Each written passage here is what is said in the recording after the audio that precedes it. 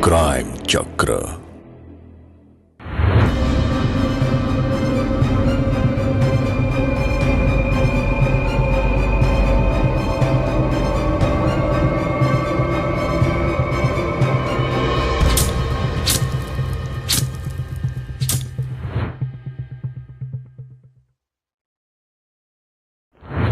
नमस्कार, मैं हूं रानी चैटर्जी और आप लोगों का स्वागत करती हूं क्राइम चक्र के नए एपिसोड में नई कहानी के साथ।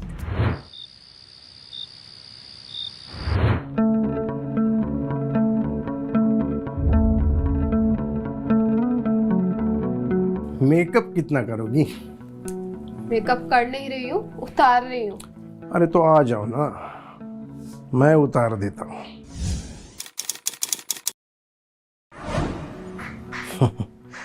वैसे भी सब कुछ उतारना ही तो है। थोड़ा तो सब्र करो। हमेशा ही तुम इतने एक्साइटेड रहते हो, इस उम्र में भी। अरे उम्र का क्या है, आज भी मैं तुम्हें जो खुशी देता हूँ वो जवान लड़के भी नहीं देते।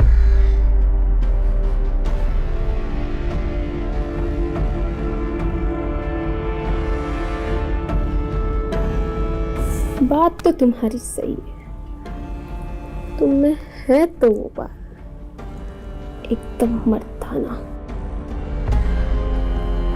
तो आ जाओ ना, इंतजार किस बात का?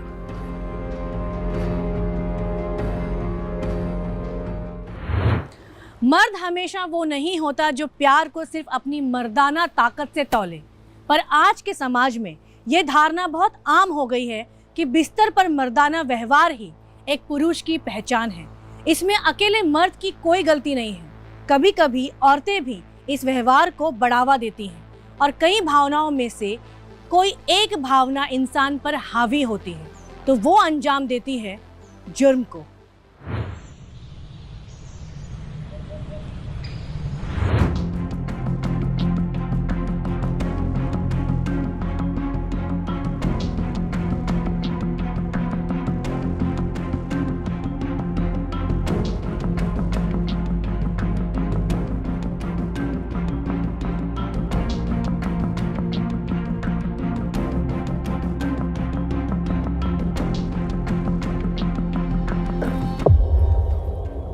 तुम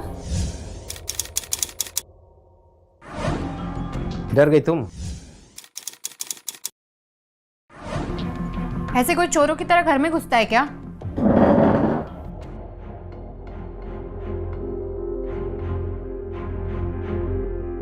किसी के दिल में घुसना है तो चोरों की तरह घुसना पड़ता है। अब इस दिल में कोई जगह नहीं है तुम्हारे लिए। अरे ऐसा मत बोलो, मेरा दिल टूट जाएगा। जब मेरा दिल टूटा था मुझसे शादी करके मुझे अकेला छोड़ के गए थे तब। तो हर गलती की माफी भी तो होती है ना। तुम कितनी भी कोशिश कर लो मैं तुम्हें माफ नहीं करूंगी। मैं कितनों दिनों से तुम्हें मनाने की कोशिश कर रहा हूँ, आज तो मैं तुमको मना के ही रहूंगा। चलो छोड़ो मुझे निखिल, दर्द हो रहा है। अरे प्यार में थोड़ा दर्द तो सहना ही पड़ेगा ना।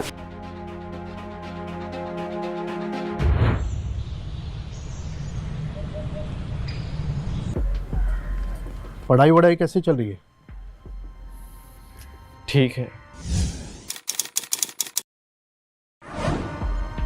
पर अब मेरा पढ़ाई करने का बिल्कुल मन नहीं करता। क्यों? बस ऐसे। ऐसे ही? ऐसे ही का क्या मतलब है? हम तुम्हारी पढ़ाई के लिए इतना पैसा खर्च करते हैं और तुम पढ़ना नहीं चाहते? बस यही बात, पैसा खर्च करते हैं, पैसा खर्च करते हैं। सिर्फ पैसा खर्च करने से सब कुछ नहीं होता पापा। आप और मम्मी जब देखो मुझे डांटते रहते हो। अरे लेकिन तुम्हारी भलाई के लिए डांटते ना हम। उल्टा सीधा बोलने से किसका भला? मैं सोचता हूँ आप लोग मुझसे प्यार करें, मन तो करता ना कि घर छोड़ के भाग जाओ। पागलों जैसी बातें मत कर। पापा मैं आप लोगों से इतना प्यार करता हूँ, आप लोग मुझसे बिल्कुल प्यार नहीं करते। ऐसी बात नहीं है बेटा। एक तो आप कभी घर आते हो कभी बाहर रुक जाते हो। आप जब नहीं होते तो मम्मी मुझे कितना डांटती है आपको पता है? नहीं पापा, आप पहले प्रॉमिस करो कि आप रोज जल्दी घर आओगे, मुझे और मम्मा को टाइम दोगे। ठीक है। तेरी मम्मी को मायके से आने दो, उसके बाद रोज मैं तुम दोनों के लिए टाइम निकालूंगा, ठीक है? ठीक है पापा।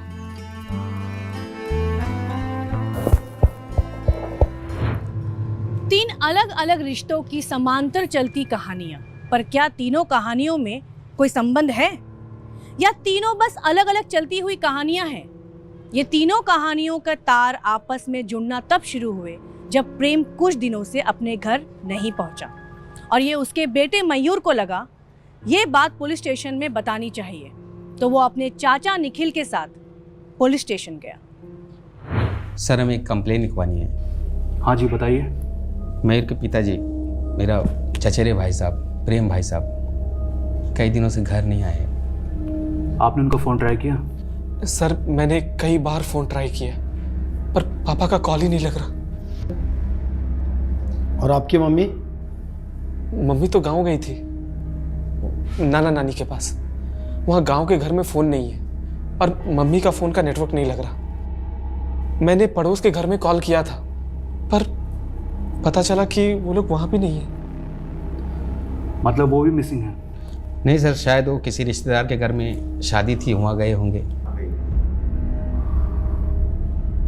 आपके फादर का पूरा नाम क्या है? मिस्टर प्रेम शर्मा। कोई उनकी फोटो है आपके पास? हाँ है ना।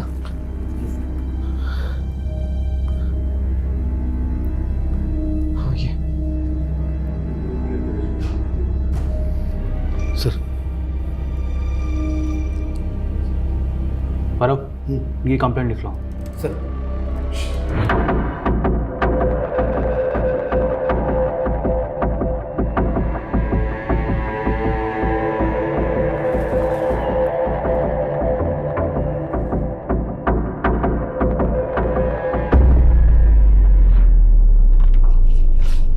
सर, प्रेम की लोकेशन डिटेल्स। प्रेम का फ़ोन घर से बाहर निकलने के बाद बंद हुआ था, फिर थोड़े टाइम बाद शहर से बाहर जाने के बाद उसका फ़ोन चालू हुआ, फिर थोड़े टाइम में बंद हुआ। कि जिस एरिया में प्रेम का फ़ोन बंद हुआ है वहाँ के आसपास के एरिया में पता करो, किसी ने प्रेम को देखा है क्या?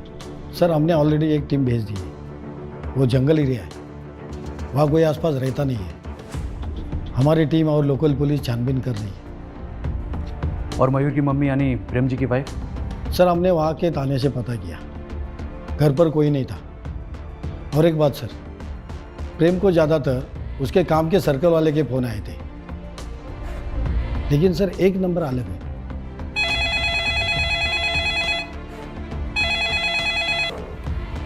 हेलो, क्या? हम अभी आते हैं। चलो जल्दी हॉस्पिटल से पहुँच। पुलिस को सूचना मिली कि प्रेम की डेड बॉडी शहर से दूर जंगल में पाई गई है। प्रेम को बेरहमी से कत्ल करके शहर से दूर जंगल के बीच फेंक दिया गया था। पर आखिरकार क्या वजह हो सकती है कि प्रेम की बॉडी पे बहुत से चाकुओं से गोंदने के निशान पाए गए? पुलिस ने बॉडी को तुरंत पोस्टमार्टम के लिए भेज दिया।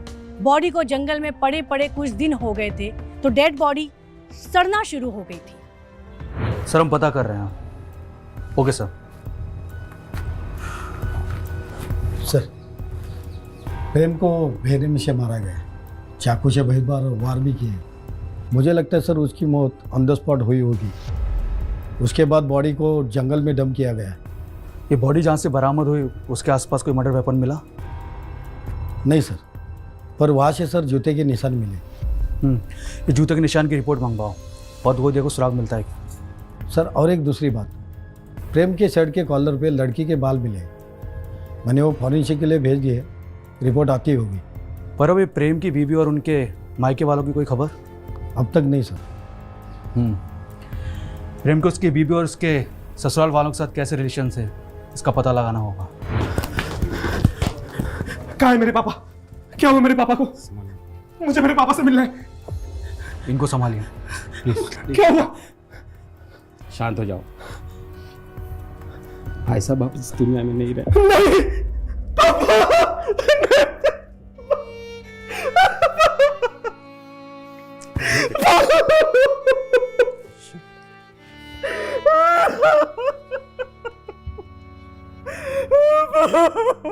शांत हो।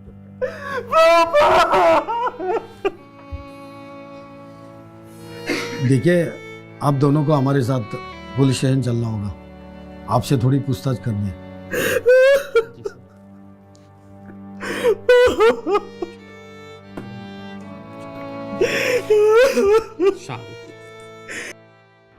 आपके पापा की किसी से कोई दुश्मनी? मुझे कैसे पता होगा सर? सर भाई साहब तो काम में इतना व्यस्त रहते थे, वो अपने परिवार को भी समय नहीं दे पाते थे। तो सर रंजिश का तो सवाल ही नहीं पैदा होता है। ये देखिए, मर्डर हुआ है, वो भी इतने बेरहमी से मार दिया है, कोई तो वजह होगी ना। और वो हम पता लगा के रहेंगे। आप हमें ये बताइए कि प्रेम की उनकी बीवी और ससुराल वालों के साथ कैसे संबंध थे? सर भाई साहब और भाभी के बीच में अक्सर झगड़ा हुआ करता था, क्योंकि भाई साहब घर में समय नहीं देते थे और इसलिए भाभी ज़्यादातर मायके में रहती थी। फिर उनके मायके वाले भी आकर भाई साहब को धमकाते थे। ये बात सच है? हाँ, पापा मम्मी हमेशा लड़ाई करते थे और जब मामा के घर से कोई आता था तो वो लड़ाई देख कर मैं तंग आ जाता था और अपने कमरे में चला जाता था। ठीक है, फिलहाल आप लोग जा सकते हैं। अगर कोई सुराग मिलेगा तो आपको इन्फॉर्म करेंगे।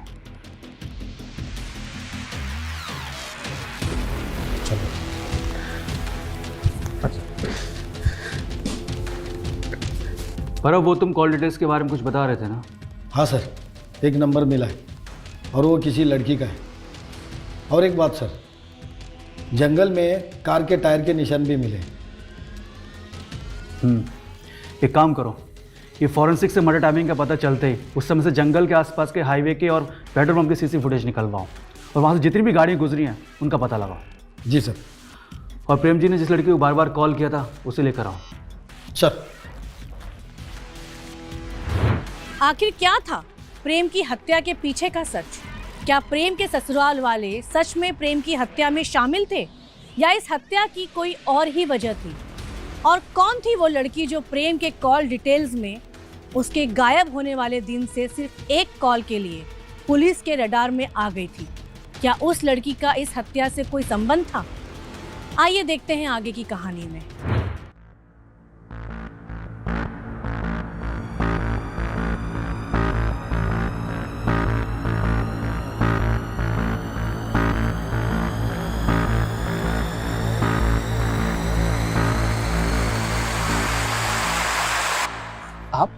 हाँ, मैं प्रेम के बारे में सुना तो सोचा कि तुम अकेले होगे तो तुमसे मिलने आ गई।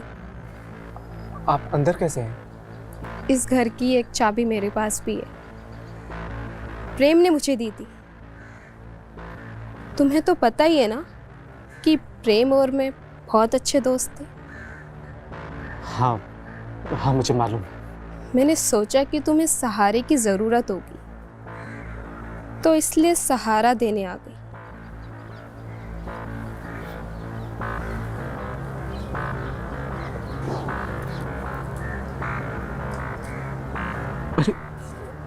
ये क्या कर रही हैं आप? मुझे ये सब अच्छा नहीं लगता। अरे तुम्हारे पापा की दोस्त होने के नाते तुम्हारी तो आंटी हुई ना, तो इस दुख के समय में कम से कम तुम्हें गले तो लगा ही सकती हूँ ना मैं।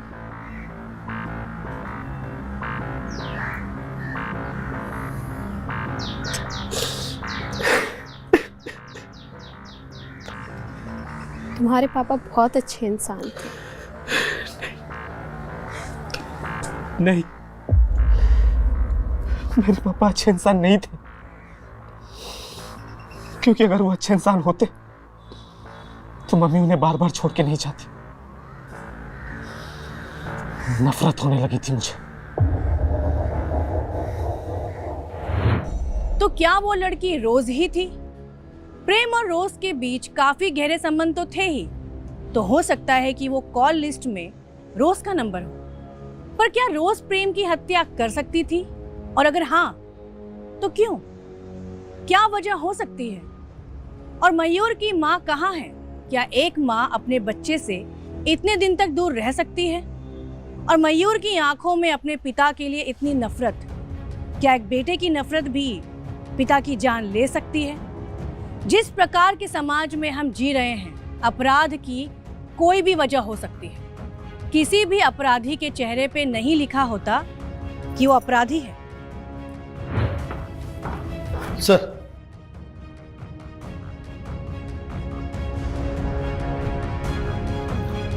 ये कामना जी, निखिल जी की बीवी। प्लीज़ बैठिए।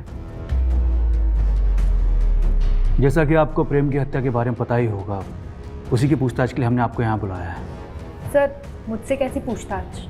जिस दिन प्रेम गायब हुआ था उस दिन आपको कॉल आया था?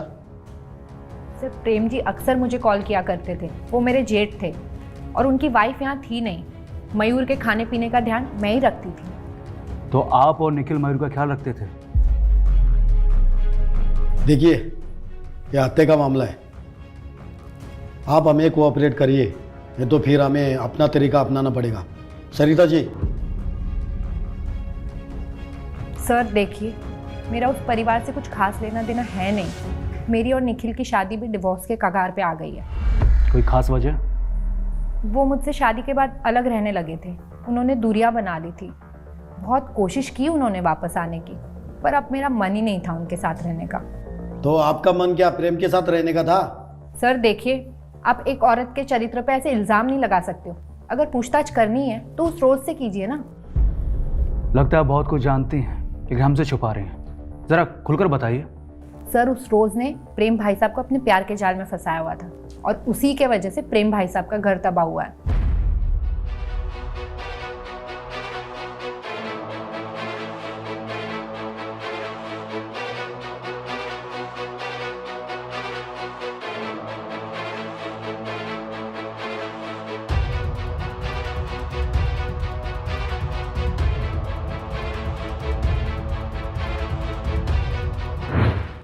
ऐसी क्या बात थी जो कामना जानती थी और पुलिस को बताने में उसने इतना समय लगा दिया? आखिर कौन था इस हत्या के पीछे? क्या रोज ने ही प्रेम की हत्या की थी? पर रोज और प्रेम तो एक दूसरे के साथ एक रिश्ते में थे। क्या इस रिश्ते के पीछे का कोई और भी सच था? पुलिस ने रोज को पूछताछ के लिए बुलाया और साथ ही पुलिस को जंगल के एरिया के पास का सीसीटीवी फुटेज भी बरामद हुआ, जिसमें पुलिस को कातिल की एक झलक मिली और ये झलक काफ़ी थी सारी कहानी को सामने लाने के लिए। पर पुलिस को इस हत्या में शामिल हर एक कातिल तक पहुंचना था, क्योंकि इस हत्या के बाद हर एक इंसान पुलिस को बस गुमराह ही कर रहा था। आइए देखते हैं आखिर क्या है इस हत्या के पीछे की वजह।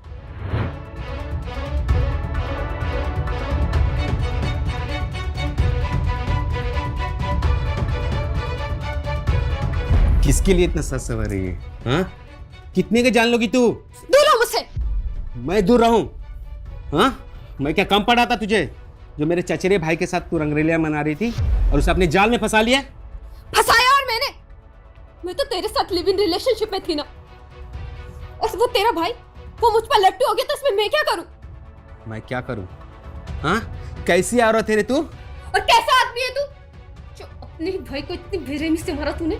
जैसे भी आदमी और औरत हो तुम दोनों, पुलिस से ज्यादा देर तक बच नहीं पाए। ले चलो दोनों को।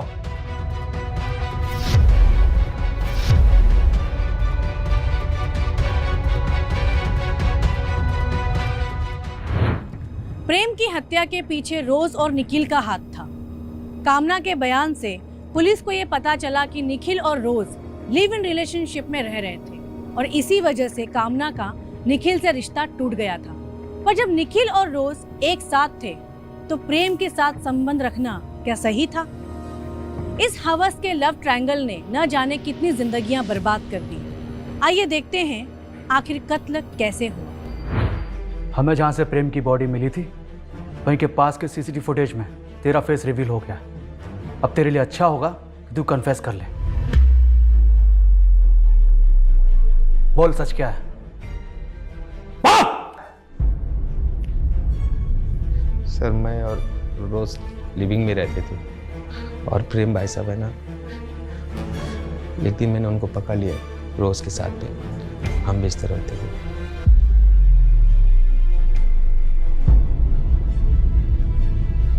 मैंने उनको धमकी दिया कि रोज का पीछा छोड़ दे, लेकिन उन्होंने नहीं माना। फिर मैं मयूर के साथ मिलकर प्रेम भाई के बेटे मयूर प्लान बनाया। तेरी और तेरी माँ की जिंदगी बर्बाद कर दिया तेरे पापा ने। तेरा मन नहीं करता तो उनको सबक सिखाए और उनको सही रास्ते पे लाए। करता है, पर कैसे? मेरी बात सुन।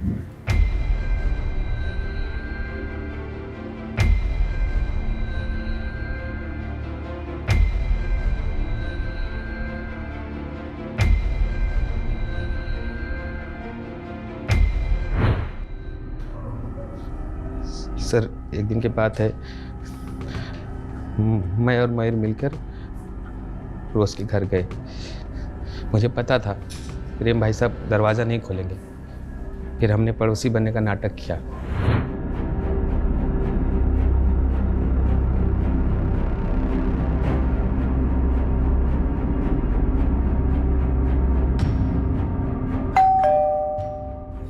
अरे रुको, मैं देखती हूँ कौन है। आ रही हूँ, रुकिए। फोन आ गया इस वक्त। कौन है इस वक्त? ये पता नहीं इस टाइम कौन आ गया। कौन है? मैडम जी, मैं आपका पड़ोसी हूँ। वो जरा स्कूटी हटा दीजिए ना, मुझे गाड़ी पार्किंग करनी है। अच्छा ठीक है, 1 मिनट खोलती हूँ।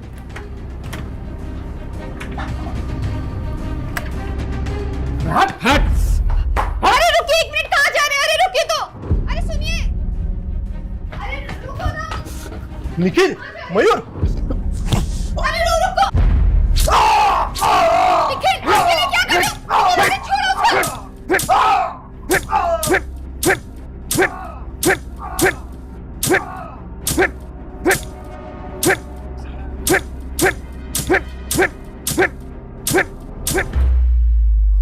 और सर, गुस्से में भी प्रेम भाई का खून कर दिया। कानून को हाथ में लेने का अधिकार किसी भी नागरिक का नहीं होता है, चाहे वो कितने भी गुस्से में क्यों ना हो। अब तुम और मयूर खून के इल्जाम में जेल में सड़ोगे, और तुम इस गुनाह को छुपाने के लिए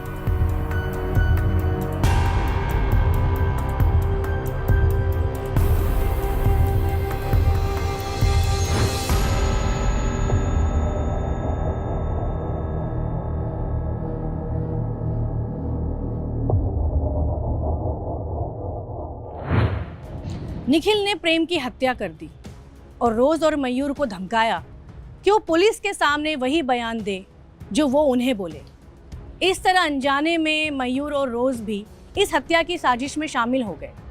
अगर उन दोनों ने वहां थोड़ी समझदारी दिखा के निखिल को रोक लिया होता तो कई जिंदगियां बर्बाद होने से बच जाती। और इसी के साथ मैं नानी चैटर्जी विदा लेती हूँ। फिर मिलेंगे क्राइम चक्र के अगले एपिसोड में एक नई कहानी के साथ। तब तक सतर्क रहिए, सावधान रहिए और देखते रहिए क्राइम चक्र। जय हिंद।